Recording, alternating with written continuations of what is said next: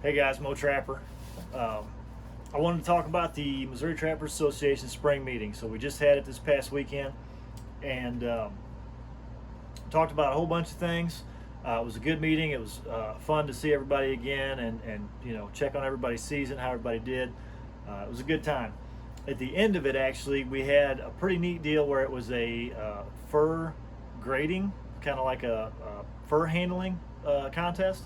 And I forgot about it, so I didn't have anything to put up for the contest.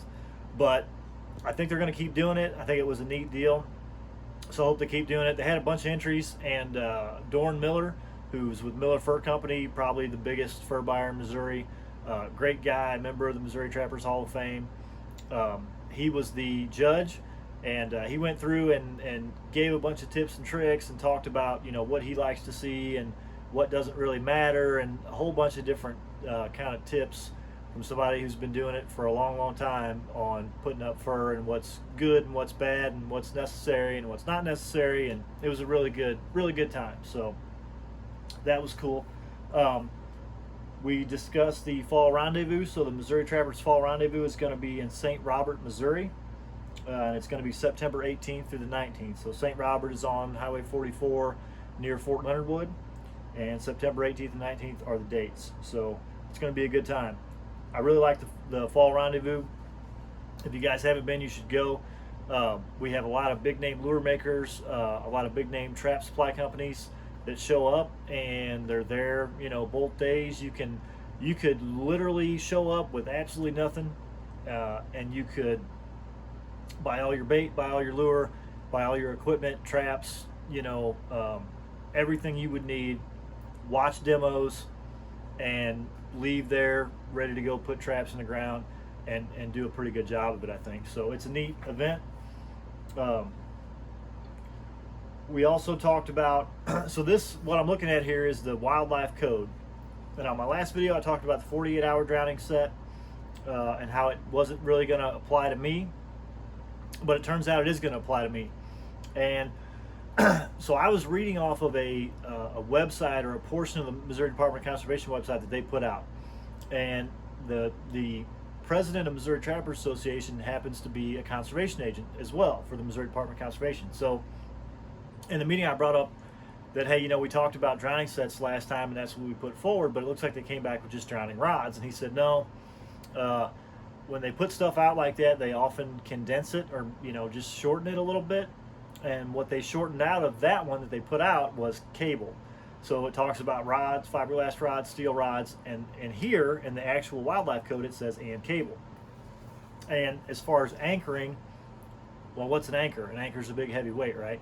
So if you got a sack of rocks on the end of a drowning cable, as long as you got a one-way drowner slide on there, and it's anchored at both ends, you're good to go. So um, that's a lesson to me. This is the actual law. So before you jump to conclusions like I did, you got to read the actual law. But anyway, so the beaver sets that I made in the other last two videos, where I made beaver catches on caster mount sets, that setup would be 100% legal for a 48-hour check now in the state of Missouri. So couple other things. Um, the fur bear biologist for Missouri is a real nice gal and very trapper friendly.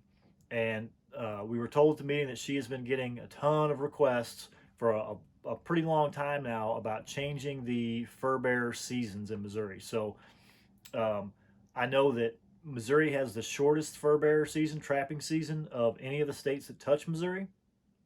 So we got a bunch of states out there that have longer seasons on coyotes, longer seasons on otters, longer seasons on, raccoons, and all kinds of stuff. I mean, Arkansas, I think, starts like in August or something crazy, and they go all the way through February, all the way through March. They got a really long trapping season. So she is aware of that. She's gotten a lot of requests for changes, and I think everybody's kind of coming around to the fact. So Missouri's trapping season, is really set up around fur primeness. All the seasons are basically whenever that fur is going to be the most prime. And I think everybody, Missouri Trappers Association, as well as the Missouri Department of Conservation, is kind of coming around to the idea that a lot of guys aren't doing it for prime fur. They really don't care about prime fur. And even if you catch prime fur in Missouri, at least right now, it ain't worth anything anyway. So,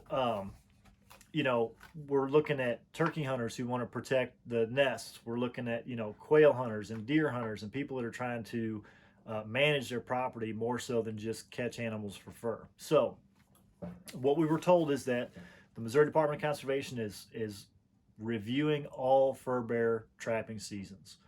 Um, so they didn't want to just send out a change on this and a change on this and a change on that. They wanted to do it all at once. They're going through all the data. They're going through all the requests. They're looking at everybody's suggestions.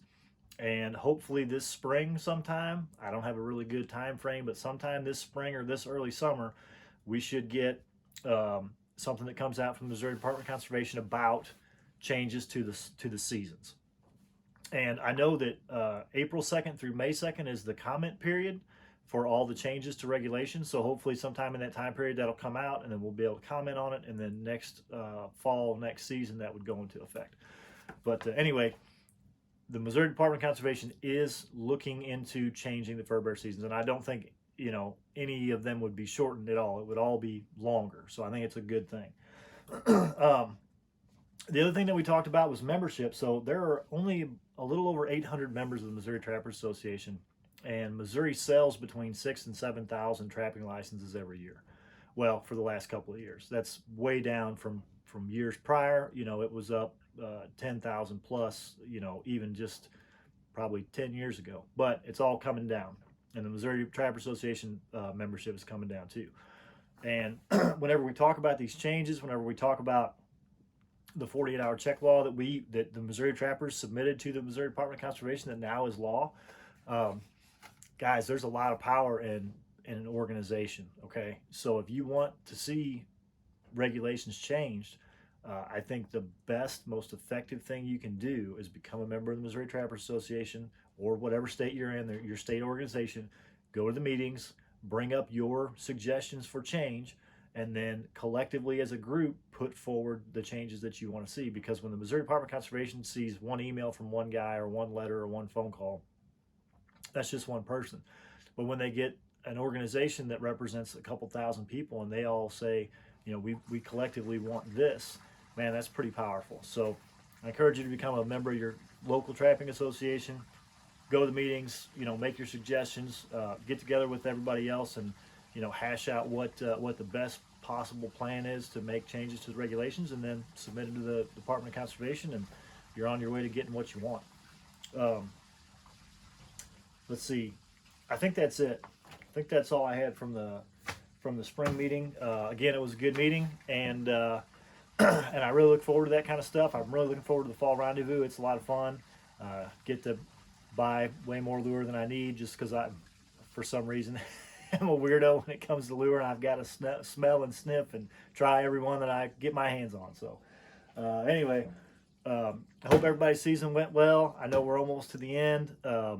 Man, it's just raining and raining and raining here, so it's really kind of messing up my beaver trapping attempts, because I'm on a river and small creeks, and when it rains, we get a lot of up and down and water fluctuation, so it's kind of hard to really make a plan for even just a couple of days. It seems like we get some rain. So I don't know if I'll be trapping anymore this year. 2 beavers so far. Hopefully I can get 1 or 2 more, squeak a couple more out, in the next 15 days or so, less than that.